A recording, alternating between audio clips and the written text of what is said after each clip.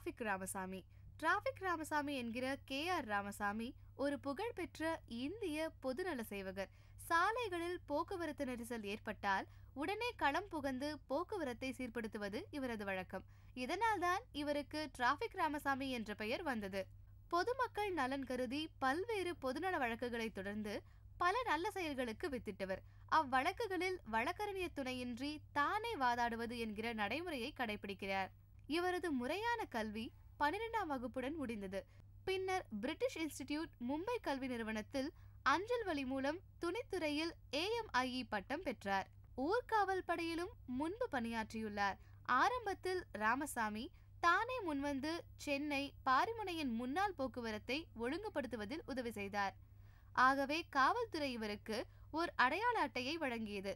அது முதல் டிராபிக் ராமசாமி என்று அழைக்கப்படுகிறார். தமிழக சமூக ஆர்வலர்களின் முன்னோடி என்று போற்றப்படுபவர். டிராபிக் ராமசாமி ஏராளமான பொதுநல வழக்குகளை நீதிமன்றத்திற்கு கொண்டு வந்திருக்கிறார். 2002இல் சென்னையில் அதிக எடை ஏற்றிக்கொண்டு கட்டுப்பாடில்லாமல் ஓடிய மீன் ஏற்றும் வண்டிகளுக்கு எதிராக நீதிமன்ற தடை பெற்றவர் இவரே. சென்னையில் அனுமதி இல்லாமல் பல அடுக்குமாடி கட்டிடங்களை கட்டிய பெருமுதலாளிகளுக்கு எதிராக பல வழக்குகள் போட்டு பல கட்டிடங்களை இடிக்க வைத்தார். பல கட்டிடங்களை செயலிழக்க செய்தார். கட்டிடங்கள் கட்டுவதில் ஒரு முறைமை உருவாக இது வழிவகுத்தது.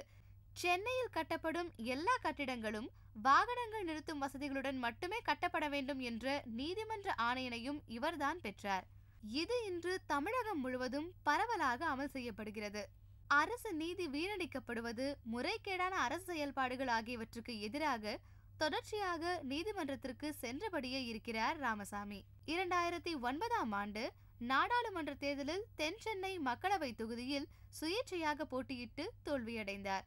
2015ஆம் ஆண்டு ஸ்ரீரங்கம் சட்டமன்ற இடைத்தேர்தலில் சுயேட்சையாக போட்டியிட்டு தோல்வியடைந்தார்.